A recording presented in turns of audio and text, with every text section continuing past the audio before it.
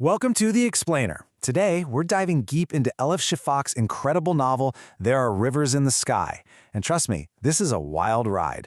We're talking about a story that weaves together 3,000 years of history, all through one of the oldest tales we know, the Epic of Gilgamesh. So let's start with a really cool question, one that's right at the heart of this book. Does water have memory? I mean, think about it. Could a single drop of water actually carry a story all the way through time? So, our story jumps around a lot. We're talking three totally different time periods. You've got the ancient libraries of Nineveh, then, boom, we're in the foggy, gritty streets of Victorian London, and then we land right in our modern world. Now, on the surface, these places, these people, they seem completely disconnected, right? But what if I told you they're all tied together by this single invisible thread that just flows through everything? All right, so here's how we're going to tackle this epic tale. We'll start with the king's most prized possession, then jump to a Victorian scholar's obsession and meet the daughters of the river in our own time. Then we'll see how it all comes together and ask a really big question at the end. Okay, let's get into it. Okay, so our journey starts way back in the 7th century BCE. Meet King Ashurbanipal of Assyria. Now this guy was complicated. Yeah, he was known for being pretty brutal in battle, but honestly, he was way more into his books than he was into bloodshed. A real scholar king. And his library in Nineveh? Whoa. It was hands down the greatest in the entire ancient world. And get this, it was guarded by these massive, imposing statues called lamassu. Just imagine these mythical protectors, part bull, part eagle, with the head of a king standing watch over all that knowledge. So you go inside this library, and there are thousands of clay tablets. But his most prized possession? That was the Epic of Gilgamesh. And it wasn't just on any old clay tablet, no. It was inscribed on this absolutely priceless, stunning blue lapis lazuli tablet.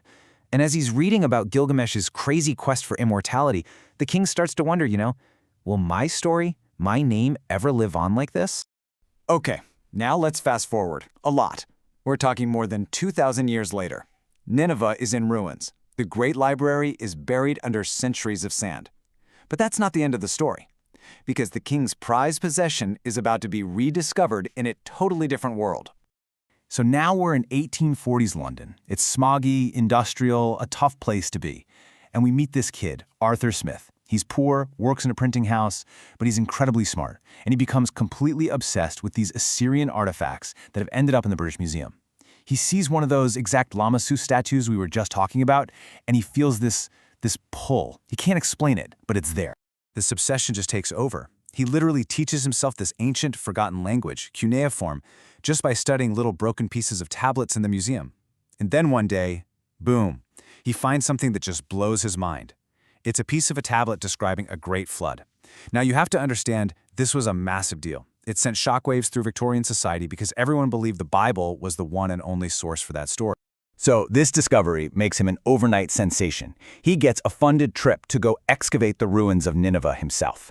And while he's there, he finds it all. He finds the missing piece of the flood story. And he even finds King Ashurbanipal's legendary lapis lazuli tablet. But maybe the most important thing he finds is a connection with a local Yazidi woman named Lila, who is this incredible keeper of stories passed down through generations. All right, let's take another big leap, this time right into our own era. Because the echoes of this ancient history and that forgotten connection, well, they're still being felt right now by two women who are miles apart but are linked by the exact same river. It's 2014, and we're on the banks of the Tigris River. A young Yazidi girl, Narn, is learning a secret. It's something that's been passed down from mother to daughter for 5 generations in her family.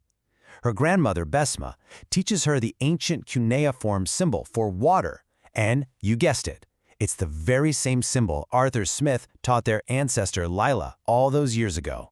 Okay, at the very same time, halfway across the world in London, there's a hydrologist named Zaliha, and she's kind of lost. She's grieving, feels totally disconnected from her own Iraqi roots, and she's researching this, let's say, controversial theory that water can hold memory. Then, on a total whim, she walks into a tattoo shop and gets the exact same cuneiform symbol for water tattooed on her wrist. What are the chances?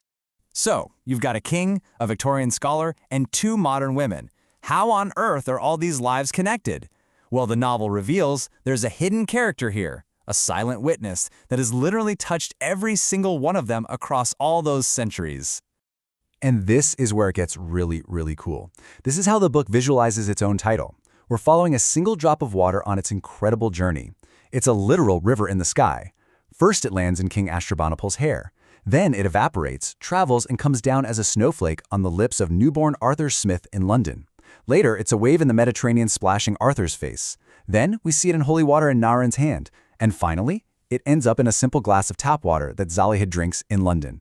One drop of water, 3,000 years, connecting them all. And this just brilliantly pulls together the book's main metaphor. The characters themselves actually form a water molecule. Think about it.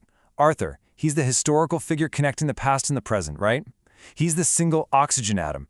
And then you have Naren and Zaliha, our two modern women. They're the two hydrogen atoms. Put them together and what do you get? H2O, the molecule of life, and in this story, the molecule of memory. So this connection, it's not just a metaphor. It actually leads to our characters physically meeting. And this is where the story gets really heavy, where it forces us to grapple with some seriously tough ethical questions, like who gets to tell a story and who really owns history. Think about Arthur taking those tablets to London. Was he a hero? I mean, was he preserving history, saving it from the kind of horrible destruction we saw happen at the Mosul Museum in 2014? Or was he a colonizer, just stealing a country's heritage? The book is smart. It doesn't give you an easy answer. It just shows you the uncomfortable truth that maybe it's both. Things get even more complicated. After Naren is captured by ISIS, her path crosses with Saliha's rich uncle. His granddaughter needs a kidney transplant, and you guessed it, Naren is a match. Now, Zaliha steps in to save Naren from being sold into the illegal organ trade, which sounds good, right? But the book asks another really tough question. Is it truly a rescue? Or is it just a different kind of exploitation when the rich can literally buy a piece of the poor just to survive? So yeah, the crucial takeaway here is that there are no easy answers in this story. None at all. Instead, it leaves us with this really profound thought that kind of reframes how we think about history itself. Is history just a bunch of artifacts locked up in a museum? Or is it something more fluid? And that's the final question the book leaves us with. Does history really belong behind glass in a museum? Or is its real power in the way it lives on, the way it breathes and flows through all of us, like a giant river of memory that connects everyone across time,